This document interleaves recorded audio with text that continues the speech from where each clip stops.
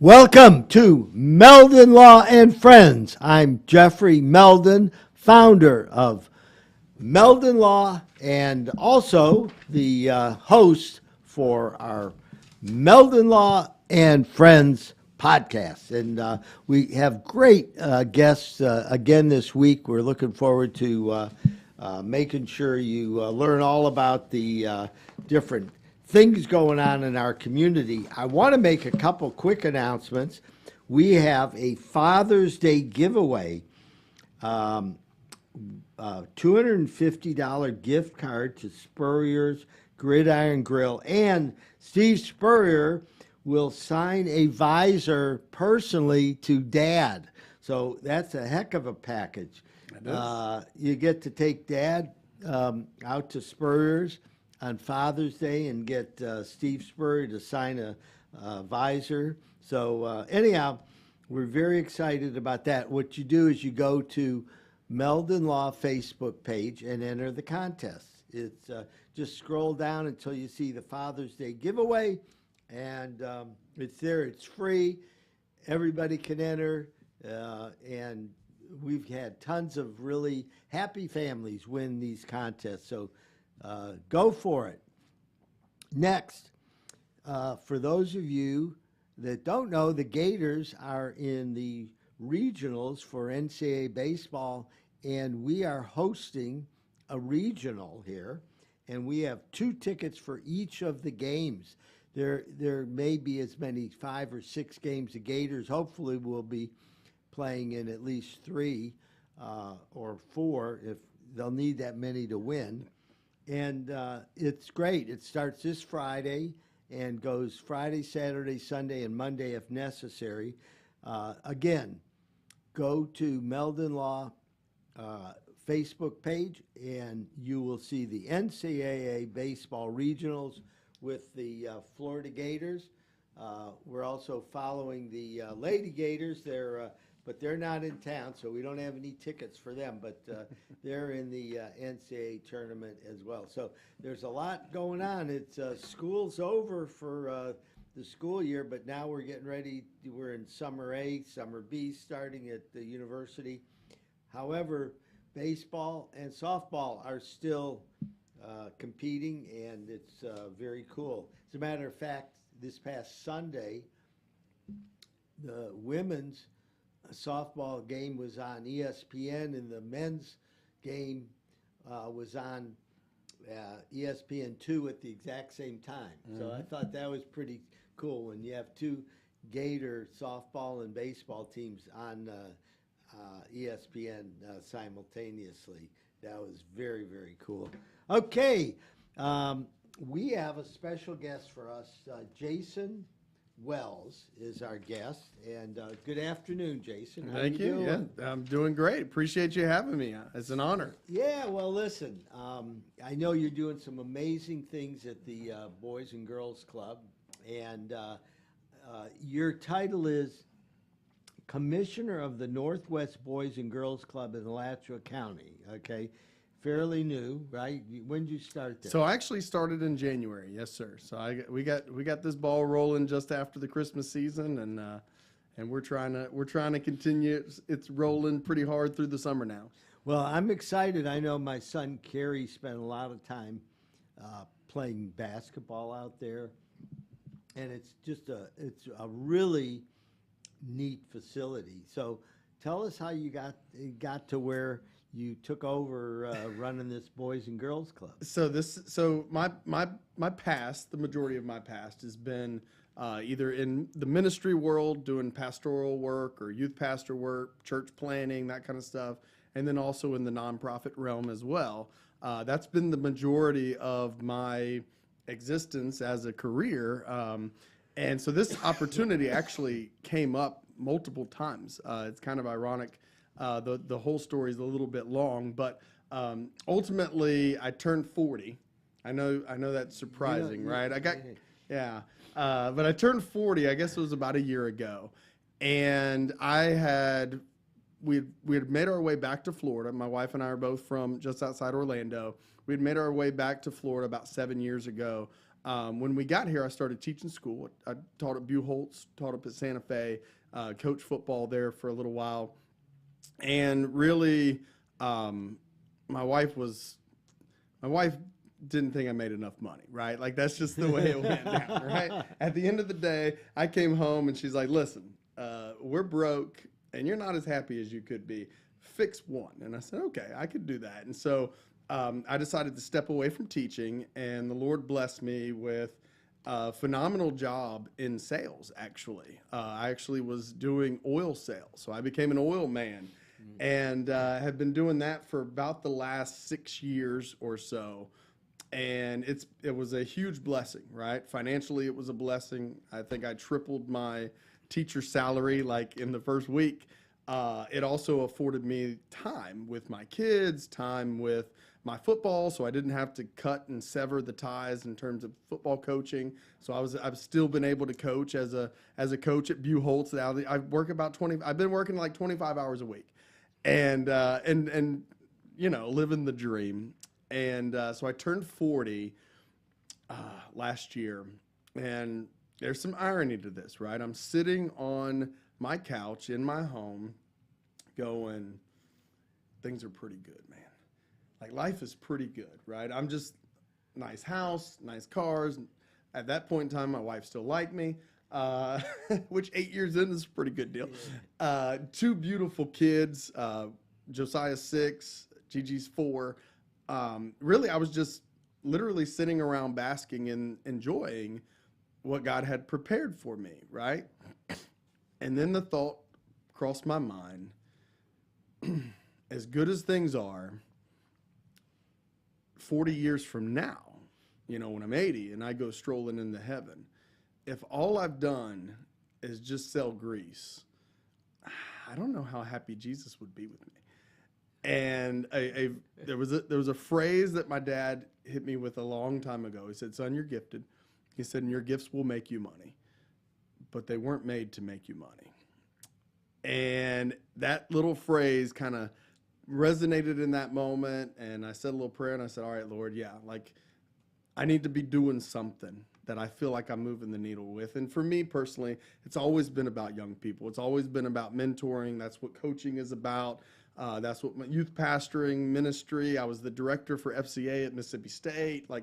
It's always been about raising up a next generation to love Jesus and just to be better people, right? To be better husbands, to be better fathers, to be better communities, to be givers, for them to be mentors themselves.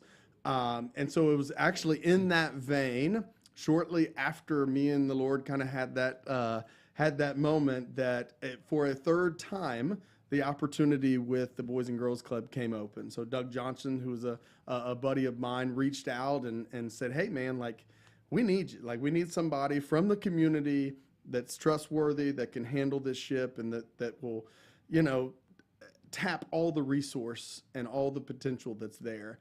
And so I said, okay, let's go. And so that was actually during football season last year, so toward the end in November. And come December, kind of pursued it and started in the 1st of January. So, well, let's talk about the facilities out there. For those of you that have never been to the Boys and Girls Club, it's it's really a great classic facility. Why don't you tell us a little bit about what's out there? So the facilities, at least on the outside right now, are pretty phenomenal. Now, this is what, Northwest 51st Street? Yes, sir. Yes, sir. Right across from Buchholz. So it's right just north of 23rd Boulevard. Yes, sir. And just to the east of Buchholz. So for those of you listening that know where Buchholz High School is, where Jason is hanging out. So describe the facilities for us, Jason. So as of some work that's been accomplished over the last couple of years, we've actually been able to clear a considerable amount of our property. Actually, all of our property is cleared now, and we've actually planted 2 brand new football fields. They're the nice turf. It's the Bermuda. It's good stuff. We're working on. Sky Frog actually takes care of it. I'll give them a shout out because they're doing a phenomenal job. Jason and Nick and those guys over there help take care of us from the landscaping department. And so we have 3 full football fields now. So the opportunities to do all kinds of stuff are open. So actually this summer, University of Florida football and us have kind of joined partnership. We're actually hosting 6 clinics where the University of Florida football players will be coming down. They're running the clinic. So quarterbacks, wide receivers, tight ends, they're all coming this Saturday for a passing clinic. You're not listening to me. You're not listening to the old guys. You're going to get the good stuff from Ant and Trent and all those type of guys. And the beauty is all of the proceeds are going back to the players. So the Boys and Girls Club is not making any money off of it. We're actually doing it as a platform and an opportunity for our UF athletes to invest in our Boys and Girls Club, local middle school, high school football players. And so there's some mentoring there. There's opportunity for investment relationally, but then also obviously moving the needle football wise, right? We want our boys to be, we want Alachua County football to be legit. So we got to start by grooming them young. And so those guys are going to get an opportunity to come down, mentor, invest, teach, run the clinics. And then the football players will walk away with whatever revenue is generated from registrations and from corporate sponsorships. They'll actually get to walk away with it. So we're actually doing that 6 times this summer so that every single position group is actually out there. So we got a linebacker and running back group. We got wide receivers and DBs later on. We got O linemen and D linemen. So all of our young people that play all of the different positions have an opportunity to be with the University of Florida people. And then the University of Florida, we're even doing a specialist one, right? So we got punters, kickers, long snappers, all that kind of stuff. So we're excited about that. That's the beauty of where the property is and what we have is that the opportunity for us to just galvanize, in this particular instance, the football community in Alachua County and the surrounding counties as well. Like that's a pretty, and that's really what the people that invest in the Boys and Girls Club want.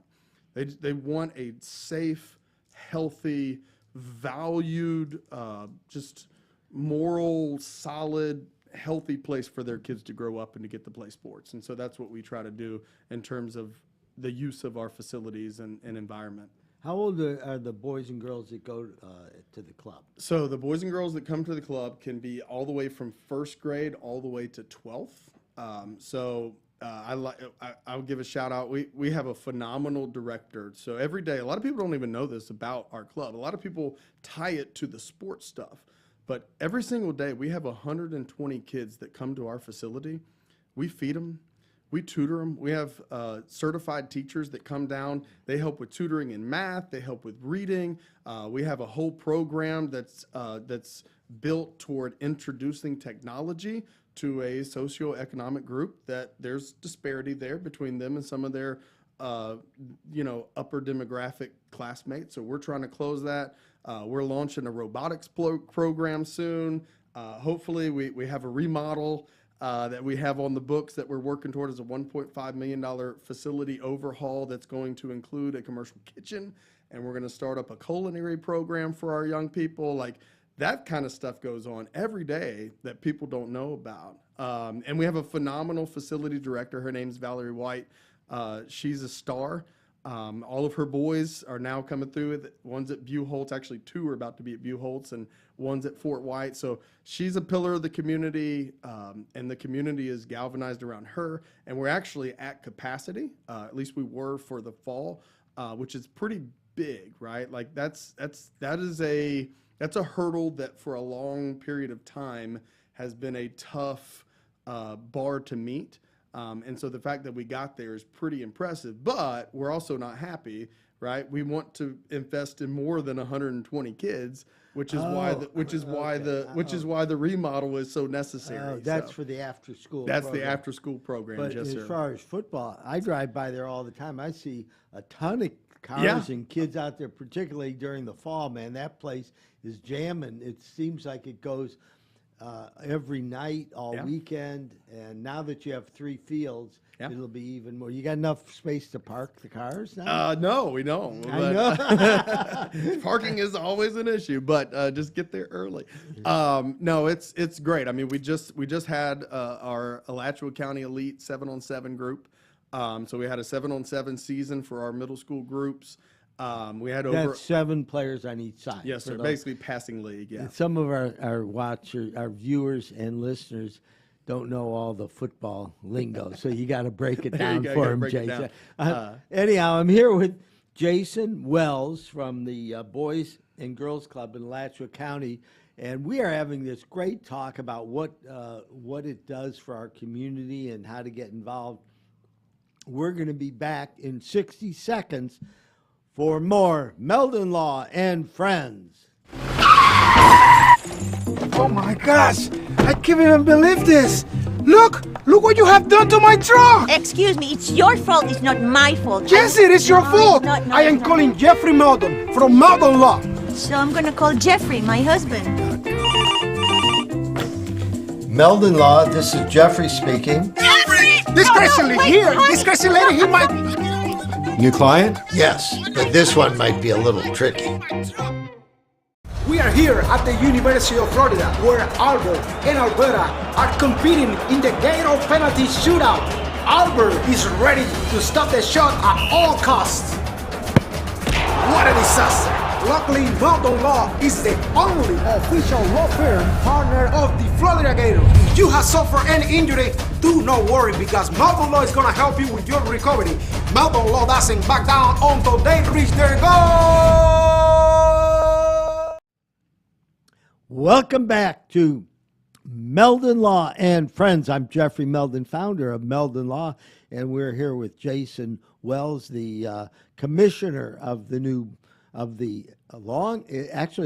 it's a long-standing Boys and Girls Club for Alachua County. How far back does the Boys and Girls Club go, Jason? I think if I remember correctly, it's 77 years. So our particular location, our particular Boys and Girls Club, is the oldest Boys and Girls Club in the state of Florida. Wow. So I know it's in the 70s, 77, I think. Don't be too Something hard like on me that. for that. Yeah. Anyhow, it's a great facility.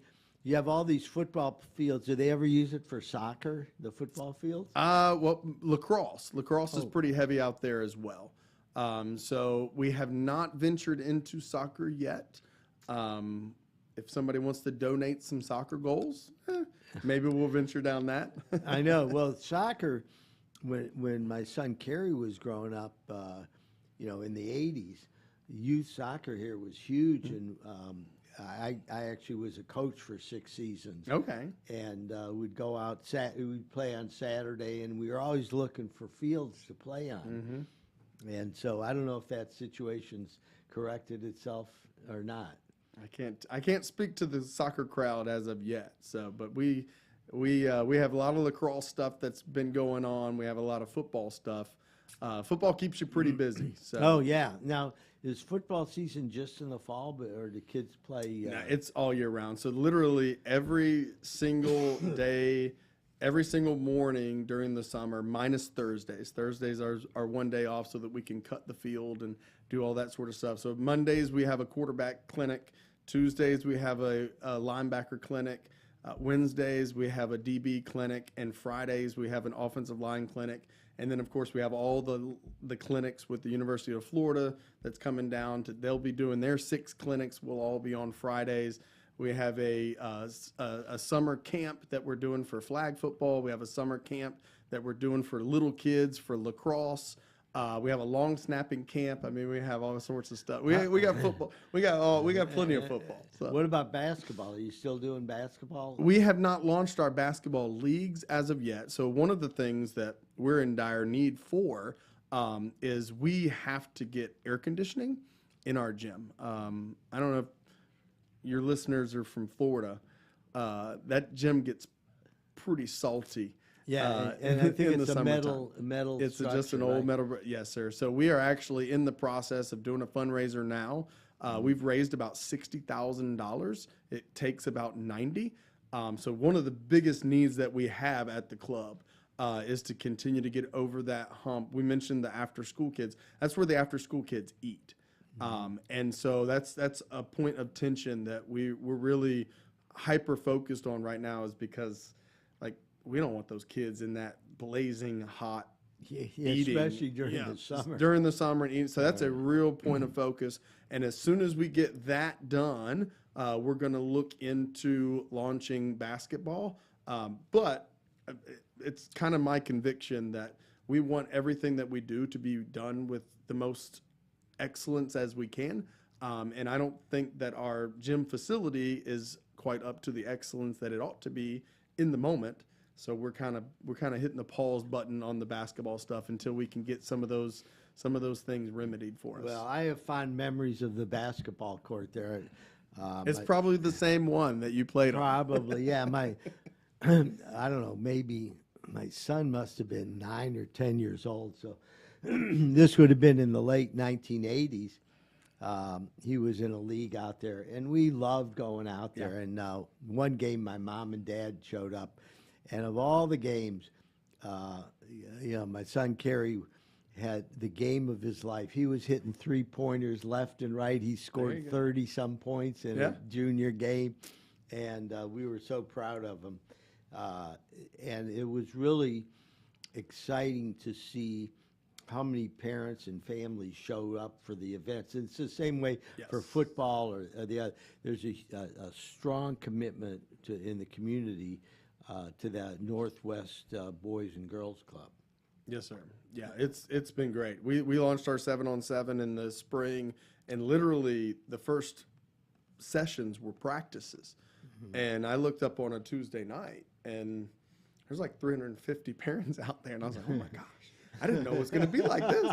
I didn't have concessions ready. Like, I didn't have any of that stuff ready because I just figured, I knew how many boys were signed up, right? Like, but I didn't realize, man, it blew up on me. But that's a great problem to have. That's a great problem to have. Let's talk about what are some things that people in the community and our listeners and viewers, what can they do to help out as far as donating money? What are things that are needed, and where can they go to help? Okay, perfect. Great question. So at the end of the day, as most nonprofits are, we're needy, right? And we're okay being needy because we feel like the need that we're meeting for our young people is a very, very quality value that we offer. So we look for partnerships, right? To me, that's the big key. So I've been in nonprofit for a while, and I have to be honest, like there is a stigma, and there's certainly a perception in a lot of the nonprofit world that we're here to do something and our hands are out.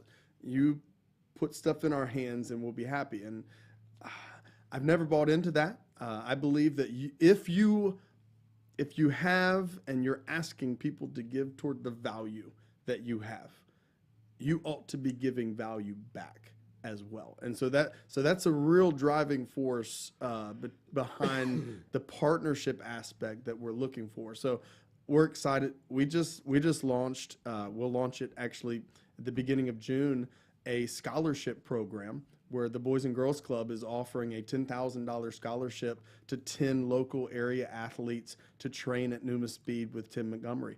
Like, we're excited about that, right? We're giving back. We want to take some young athletes that are doing the right thing in the classroom, and you got to get a letter of recommendation from a teacher, you got to get a letter of recommendation from a coach, you got to host a certain GPA. But if you do, like, we want to do whatever we can do as a club to put you and prop you up so that you can get to the next level. So we're excited about that. Like, that's an exciting thing that we have value. Let's give it back, right? And so when we look at partnerships, that's always the tension. Like, we don't want to just take on partnerships without giving back in the process. Well, look, as a matter of fact, Tim Montgomery was a guest on our show not too long ago. Tim's great. He's a pretty amazing guy, right? Tim's great. Yes, sir. And yes, sir. His story is wonderful. And for you to be able to bring leaders like that to the young kids and show them some inspiration on how to live their lives better, how to be better in the classroom, how to be better athletes, how to just be better human beings, that's invaluable. So if someone wants to donate money, small or large, how do they donate money? So we have ways that you can donate on our website. So it's bgcnf.org. So Boys Girls Club North Florida.org. For any corporate sponsors or any businesses looking to be involved in some type of way, I'm a perfect person to reach out to. So you can always email me at jasonw@bgcnf.org. What if you just Google Boys and Girls Club? You should be able to find it the too. Boys and Girls Club in Alachua County, Yeah, right? you And should- you'll, you should be able to find You'll it, yeah. track Jason down. Yeah. And I would urge everybody, I know Meldon Law is going to participate because, number one, we are a community-based law firm and we want to support the activities of people within the community. And for me, it's personal because, our family was involved. It may have been 35 years ago, but, that's how long the Boys and Girls Club has been relevant is, Jason just said maybe as long as 77 years. And when kids are growing up, it's their formative years. And what you guys are doing out there is probably as important as anything as far as keeping kids on the right track. That's the goal. That's the goal. At the end of the day, when I took it, I looked forward from that 40th birthday, and now I look to my 50th birthday, and I want to be sitting on my couch this time in my 50th and going, all right, I feel pretty good about moving the needle now, right? I feel pretty good about it. You're in pretty good shape, So my challenge to you, is what I did for myself when I was 49. What's that? Okay, my challenge was I want to be in better shape physically when I turned 50 than when I was 49. There you go. And I've done that every year since then, and that's how I try to keep up with you young guys. Well, I got enough injuries from all of my years of playing football and fighting and all that stuff that I can't barely do much at all. You'd probably whip me right now if you wanted to. Well, we'll see about that. Anyhow, so I'm here with Jason Wells, the Boys and Girls Club of Alachua County. It's on Northwest 51st Street, and it's right near Buchholz High School. You coach still at Buchholz? Yes, sir. Yep, I coach linebackers over there with Coach Witt, and we feel pretty good about who we are. So you just run back and forth, Yeah, right? pretty much. Yeah. I mean, what is it, a block and a half? Yeah, that's it. That's it's it. like, Which good thing is with as high as gas prices are, I couldn't go very far. So now, do some of the kids that you're new out there, but pretty soon you'll be seeing kids that you're coaching as kids go into Buchholz, and you'll meet them out there in the football field at Buchholz. Yeah, there's most of our players at Buchholz all came through and all played in the Boys and Girls Club, and What do they call it? The Pee Wee League or something? we just call it the Middle School Football Tackle League. So. Okay, yeah. But and anybody that drives by there now, when you see a gazillion people out there, just kind of wave, and Jason will be there somewhere, making sure everything goes right. You must have a big staff out there now, huh? No, so I have a part-time guy that I've hired that helps me with sports. I actually coached him. He was one of my linebackers at Buchholz, and so he's come on board. So what I'm hearing is we need donations. So go to Alachua County Boys and Girls Club and let's help a very worthy organization. This is for everybody, no matter what economic strata or whatever. I'm telling you, what they do out there is phenomenal. I want to thank you, Jason, for visiting with us. And you can count on Meldon Law to participate. We'll have you on our radio show every Saturday morning, and you can talk some more and let a new audience hear about what we do. So we are going to take a 3-minute break on Meldon Law and Friends, and we will be back shortly. Oh my gosh, I can't even believe this. Look what you have done to my truck. Excuse me, it's your fault, it's not my fault. Yes, it is your No, fault. it's not, no, I am it's not. calling Jeffrey Meldon from Meldon Law. So I'm gonna call Jeffrey, my husband. Meldon Law, this is Jeffrey speaking. This crazy lady here, this crazy lady, he might... New client? Yes, but this one might be a little tricky. When you're a member of the Gator Nation, you know what it means to never back down. Meldon Law has been a proud supporter of the Gator Nation since 1971. Two forces that won't back down. As the old saying goes, if you can't beat 'em, join 'em.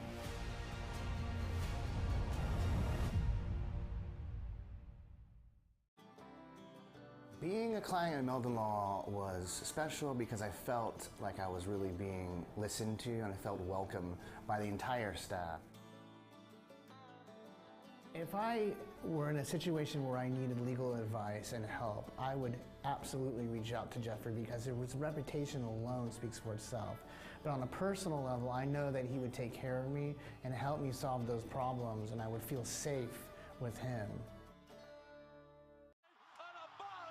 We still hear it. The sound of victory. The joy of being part of something great. And while things may not be the same right now, we haven't gone anywhere. If you bleed orange and blue, then Meldon Law is the firm for you. We are here at the University of Florida, where Albert and Alberta are competing in the Gator penalty shootout. Albert is ready to stop the shot at all costs. What a disaster! Luckily, Meldon Law is the only official law firm partner of the Florida Gators. If you have suffered any injury, do not worry because Meldon Law is going to help you with your recovery. Meldon Law doesn't back down until they reach their goal. Albert, Alberta, I understand you were witnesses to a crash. Can you tell us about the accident?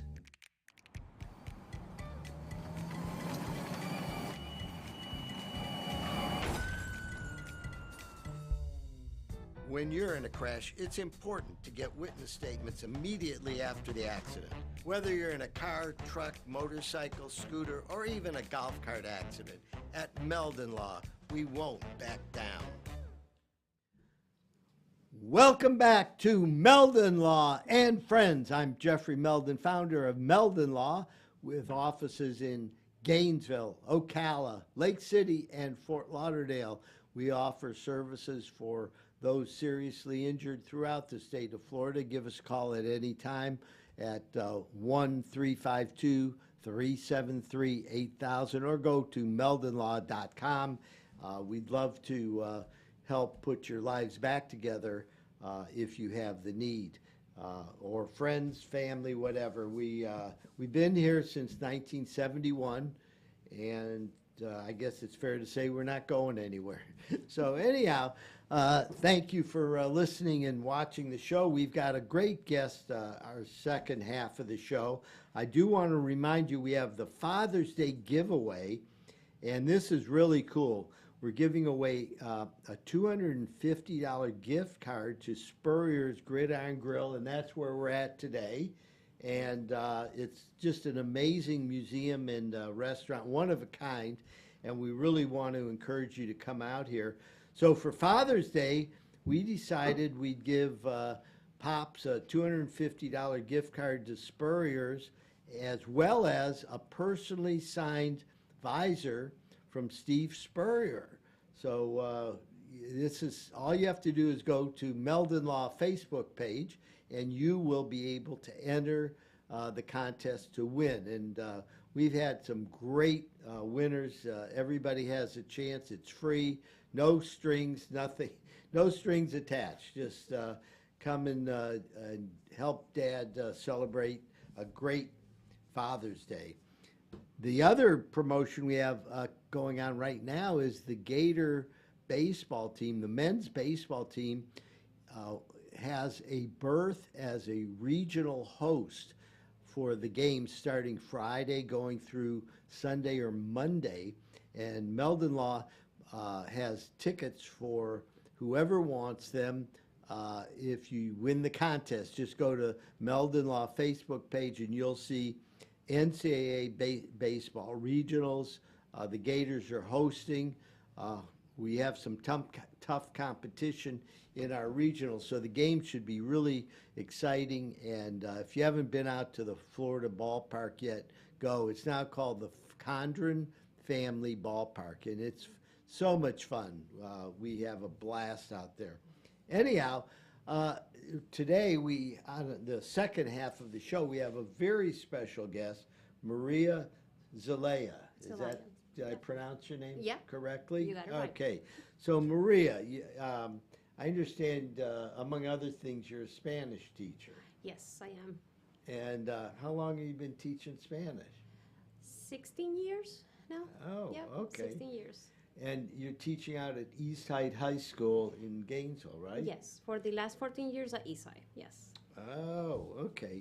Well, my son, he struggled with Spanish because when he took it over at Gainesville High School, it was the first class of the morning. I think it was 7:30 or 8 o'clock. Yeah, that's not a good time to take a Yeah. language. Yeah, I know. That's not a good time to take any class, actually. Yeah, and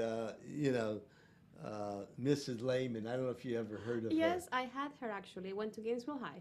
Oh, really? Yes, yes. Oh, well, she loved my son, but she used to, whenever I'd see her, she says, tell Carrie to get some sleep the night before. He's always sleeping in my class. Yeah, I know. It is, languages are not easy, but if you take it in the morning, like really early morning, doesn't work out. Oh, well, so it's interesting because my wife, Patricia, she's also Spanish speaker. She was born in Cuba but moved to Caracas when she was 4 years old. That's where I'm from. I'm from Caracas. I knew that. And I've heard all about Caracas, particularly in the old days. Yeah, in the good days. In the good days, in Yes. the good days. And but languages for me are challenging. However, my wife, Patricia, she speaks, Spanish is her native language, but she speaks English, studied in universities and took classes in English, which is very difficult for a lot of folks. And she studied in France, so she speaks French. Wow. Her daughter started dating somebody from Portugal, so she spent the last year learning Portuguese. Wow. And she dated, before she met me, she dated somebody who's Italian, so she learned some Italian. I mean, there are some people that just have that ability for languages. And in my case, I didn't want to learn English even when I came here. I was like, oh my God, I'm going to teach everyone in Spanish so I don't have to speak English. And guess what? That's what I'm doing now. But yeah, I actually applaud people that can speak more than 2 languages because for me, English and Spanish sometimes is tough. Well, my son-in-law is from Madrid. Okay. And so my daughters, I have 3 grandchildren, and in their home, the nanny and the dad speak Spanish only, and my daughter speaks English only in the home. So my grandkids are like 6.5, 5, and almost 2 now, and they're bilingual because they grew up speaking both languages. And that's something that we should do here in the States more. As a think language so. teacher, I truly believe that if we start early in elementary school, it will actually be better for the kids instead of asking them to start taking classes in high school. Oh, that makes sense. Yeah, because when you're younger, it's easier. Exactly. Well, and for my grandchildren, from the time they were born, they were hearing both languages. Yeah. It's interesting. I talked to an anthropologist, and he told me, he said, don't worry if it takes longer for your kids to start speaking fluently when they're learning 2 languages, because it's like a computer. And it's a lot more complex equation when you have 2 languages that you're learning simultaneously. But it's better for the kids. I have friends that the dad was from Poland, so they speak Polish, and then mom is from Spain, they speak Spanish, and then they were living in England, so they grew up speaking English. So it's like 3 languages, and then you will just turn to the dad and it's one language, to mom another language, and then in the school It was wonderful, but they started young. I know, I know. And then it's so funny because then there's the dialect. It's Spanish is in Spanish, Oh, right? yeah. So my son-in-law, he's from Madrid, so he went to a formal school, you know, and Granny, the nanny, she's from Guatemala, and so he goes, he goes, oh my God, my kids are, you know, they aren't speaking the way I speak in my dialect, but that it is what it is, And then right? Patricia from Cuba and Venezuela, so that's a big mix there. Oh yes, yeah. So everybody's got a whole different. Yeah. And so one of the things I noticed is that you studied at the University of Florida, right? I'm a 3-time Gator, yes. 3 times. So Yes. you got your undergraduate degree here Yes. in what was your undergraduate Political degree? science. Political science. Then you got 2 master's degrees. Yes. Let's see, you got one in Latin American studies. Yes. And then another one in political science. Yes. That's right. So what made you decide to get the master's degrees? Well, I knew that with my degree in political science, it was either a master's and then go on the route of teaching, or the other option was actually law school. And I decided I took the master's in Latin American studies because I always had that passion for history and politics, and especially from where I'm from. I'm from Venezuela, so that was my area of like research. And then I started doing my master's, and I decided, okay, this is kind of what I like. I like research. So I continued with the second master's in, I focus more on comparative politics for the second master's. Oh, So, yeah. okay. Well, we won't go into the politics of Venezuela on this broadcast, but Please, no. Too complicated. no, well, my wife lost 2 countries to communism. She lost Cuba when she was 4 years old, and they had to move and relocate. And then in 1998, when the communists took over Venezuela, she decided to move to the United States because she could see the handwriting on the wall. Yeah. It's kind of like my mom. My mom is from Nicaragua. So Nicaragua kind of went through the same thing as Cuba. She married my dad, moved to Venezuela, and then we moved to Gainesville because of that. We moved in 1992. Oh, you moved from Caracas to Venezuela. From Caracas to Gainesville, yeah. I mean, Caracas to, I'm sorry, Yeah. from Caracas to, so how did you pick Gainesville to move to? My mom had a family here. My grandmother was here in Gainesville. One of my uncles was here in Gainesville. So we just say families in Gainesville. And this has been my home for the past 30 years. So the Hispanic community has really grown quite a bit since you Yes. came here. Oh, yes. Tell It me, was- some of your observations. Oh, wow. When I came, in order to eat something like Hispanic related, you will have to drive all the way down to Miami. Like to get an arepa, anything like that, it was like Miami, Don Pan, because that was the place. We didn't have Univision, like the Spanish channels. There were nothing like that on the Cox, like Channel 9 Love. And I remember actually getting a petition and asking for signatures so we can put it on the channels of Cox because we didn't have anything in Spanish. And now we have like so many things. Like you walk anywhere in Gainesville and you hear people speak Spanish, and it's wonderful.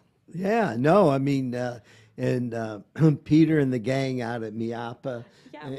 right? I mean, they're like spreading the love for Spanish food. And if you ever come to the Meldon household, my wife Patricia is a supreme cook, and she loves cooking, whatever, and she's got the family recipe. So The I secret have. ones, right? Yes, yeah. I mean, her arepas are like always perfect, and actually, no, her food is the best, and she will let you know that. I think every Hispanic woman would tell you that. Their I food is hope the so. best. Yep. If it's not, why isn't it? Exactly. Yeah.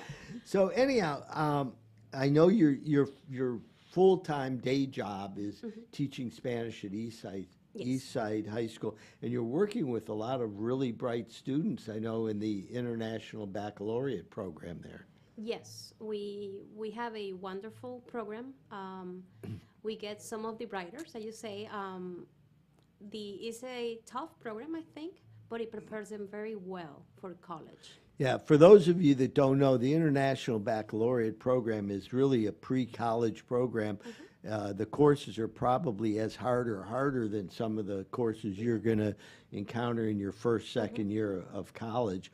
Yeah. And it's amazing how many terrific students have come through Eastside High School in that program and Yeah. gone on to terrific schools. Yeah, they get accepted into Stanford, Cornell, Duke, and Harvard, Yale, whatever. Exactly. I I mean, mean, we they're- have a long list. Yeah. But yeah, it's a wonderful program, and one of the key components is that they have to take 4 years of a foreign language. So they have to take either 4 years of French or 4 years of Spanish. So most of the students choose Spanish because we're in Florida? Yes. It makes sense, right? Yeah, it makes sense. Yeah. And it's the language I think they're going to use the most in any of their career choices in the future. Correct. Yeah. I mean, Spanish is spoken in, particularly in the Western Hemisphere and Europe and other places. Exactly. It's, you know, when I travel with Patricia, since she's fluent in so many languages, but between English and Spanish, You got it covered. we got it covered, yeah. And once in a while she'll throw some French out or something, but she's But it's really, mostly Spanish and English that what you need. yeah. So now, in addition to that, you're the executive director for Children Beyond Our Borders. We want to talk about that. We're going to take a quick break on Meldon Law and Friends, and we'll be right back with Maria Zelaya. Perfect. Oh my gosh, I can't even believe this. Look what you have done to my truck. Excuse me, it's your fault, it's not my fault. Yes, it is your No, fault. it's not, no, I am it's not. calling Jeffrey Meldon from Meldon Law. So I'm gonna call Jeffrey, my husband. Meldon Law, this is Jeffrey speaking. This crazy lady here, this crazy lady, he might... New client? Yes, but this one might be a little tricky. We are here at the University of Florida, where Albert and Alberta are competing in the Gator penalty shootout. Albert is ready to stop the shot at all costs. What a disaster! Luckily, Meldon Law is the only official law firm partner of the Florida Gators.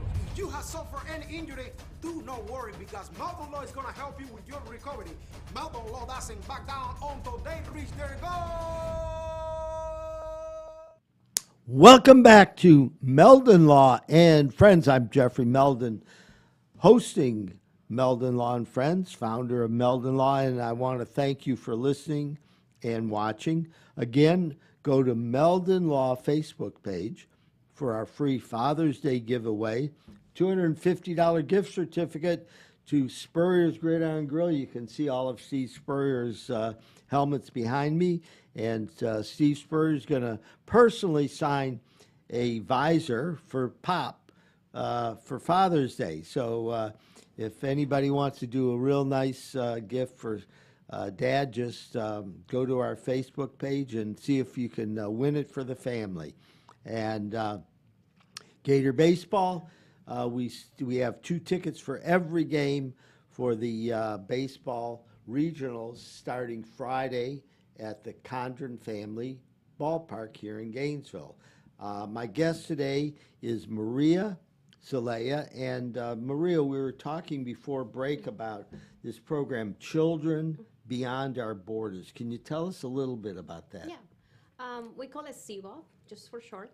CBOB. CBOB. Oh, I see. Children Beyond Our Borders CBOB. stands for CBOB. Yep. Okay. So we're a nonprofit, and we started in 2003, actually as a student organization within the University of Florida. So it was 4 Colombian students that decided to give back to their country. So we just started working with Colombia. That was the first thing, and as a student organization.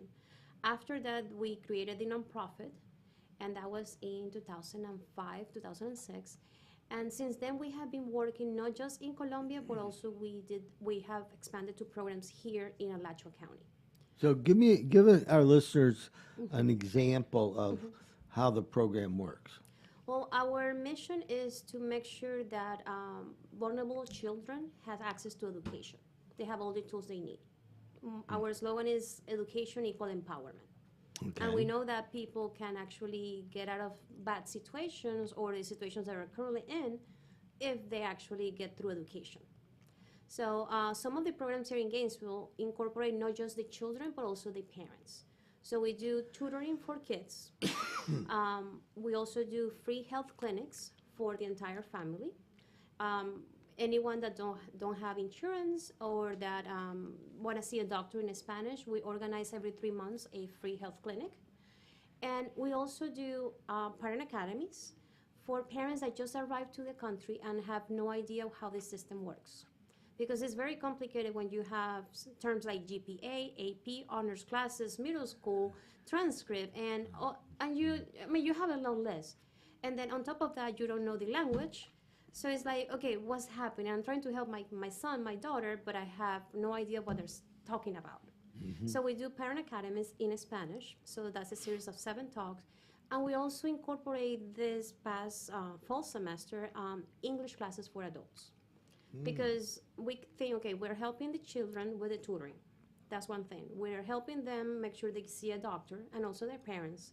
We're teaching the parents how the system works here, but in order for the parents to actually be involved in the kids' life, they need to have a good job. They need to learn English. A lot of them come from countries like Venezuela or Colombia, and they have their own careers there, but they need a little bit of help with the language so they can become, again, nurses or engineers here in the States. So we try to help everyone in the family. So that's kind of an Yeah. overview. I know that that's a big challenge because you see a lot of people fleeing Venezuela now coming to Yes. Miami, and they were professionals, engineers, Exactly. and doctors or nurses, but their credentials don't automatically transfer over. And one of the barriers is the language. Because you take language classes in your country, but it's a different thing when you're actually here and you have to talk to people every day.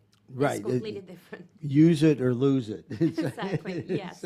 So I mean, I know that there's a lot of people that come over, and that is one of their number one barriers. Is Yes. you have to be able to communicate, Exactly. and it's hard, particularly if you're older. Yes. So you have you set up classes for the parents to learn along with the Yes. children as well. And we offer those classes for the parents on Zoom, and we try to do them after 6 p.m. because we understand that they work.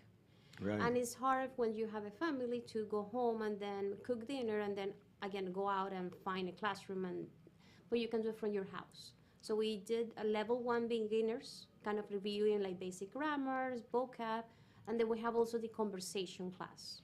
Because some people Okay. know English, but they're just afraid. Right. So we have that little push. Okay, if you go to the bank, this is what you have to say. If you're going to a job interview, let's do a mock job interview with you.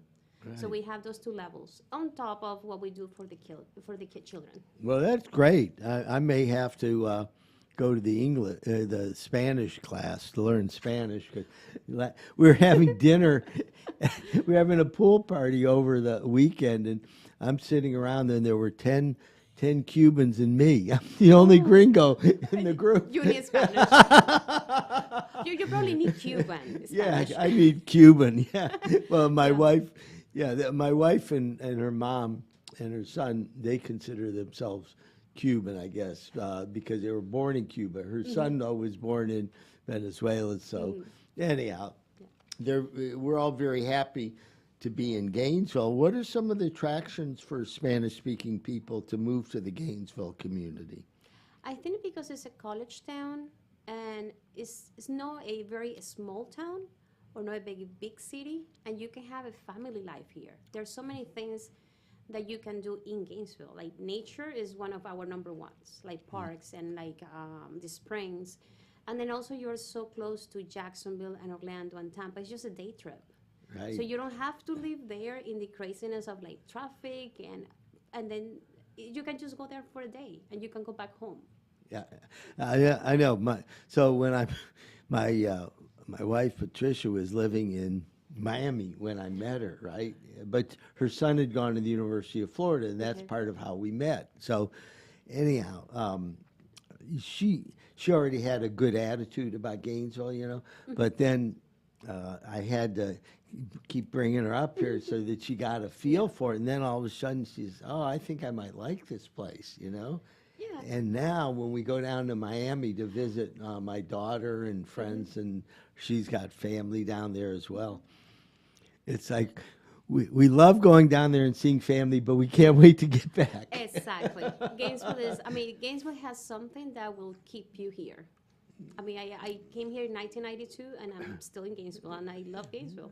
It's a much easier life in many Yes. ways, and that I think for Spanish-speaking people down in Miami, you don't ever have to learn English if you want to isolate yourself in Hialeah or wherever. Yeah. But in Gainesville, you have to, and it's a good thing because you need to. I mean, if you're in the United States, you have to learn English.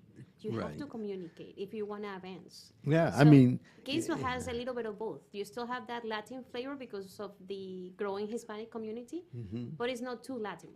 yeah, right. Yeah. It's a nice, plus the University Santa Fe, Exactly. and there's some of the most interesting people I've ever met in my life are right here in Gainesville. Yes. Because of the influence of the university and UF Health and Santa Fe, and all these programs really offer a lot, particularly, I would say, for Spanish-speaking people that want to learn English. And so Children Beyond Our Borders helps with that whole process. Yes. We try to think of the entire family.